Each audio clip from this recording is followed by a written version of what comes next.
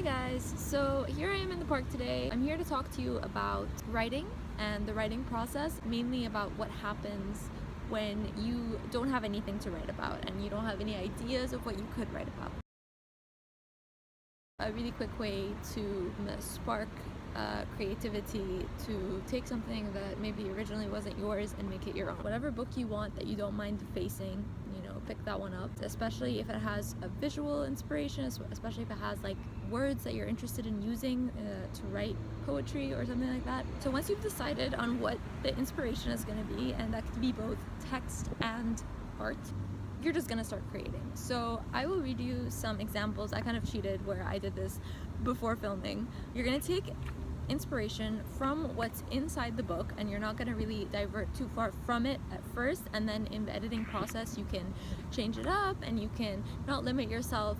A lot of people I see that do like blackout poetry and things like that, they're really kind of strict about what counts as blackout poetry and what doesn't, and all of their words have to be from within whatever context they're taking it from. But I like to be a little bit more free about it because it usually turns out better and it makes way more sense when it makes sense for you. So one of the things that came out of one of the art pieces, this one here, which is Voila Elle by Francis Picabia, I'm not sure how to pronounce that, but this is all surrealist art and Dada and like really just strange stuff.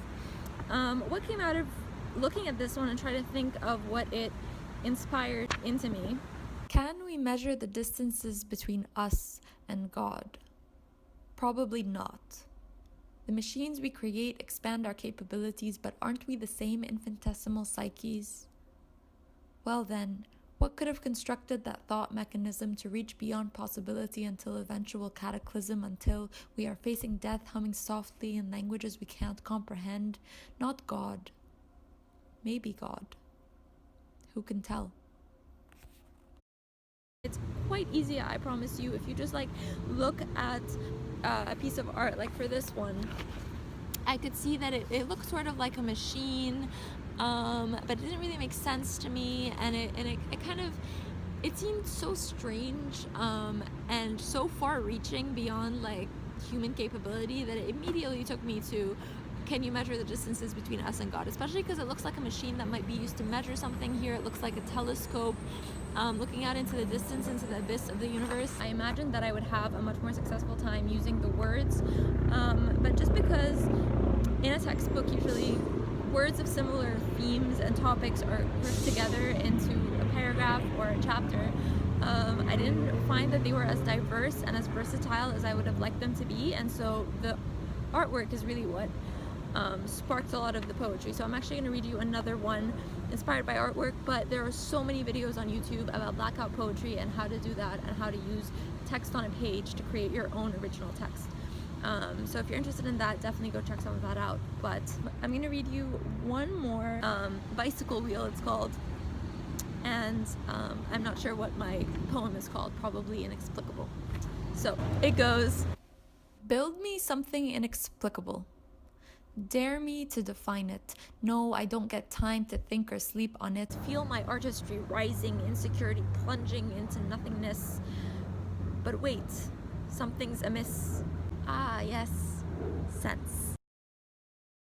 So I hope you can kind of see what I'm doing here. I am using inspiration from the ideas of surrealism, things like nonsensicalness and inexplicability, and sort of breaking those boundaries of reality to inspire the actual content of my work in response to it. And it's quite easy, I promise you. I hope this helps any of you if you've never thought of it.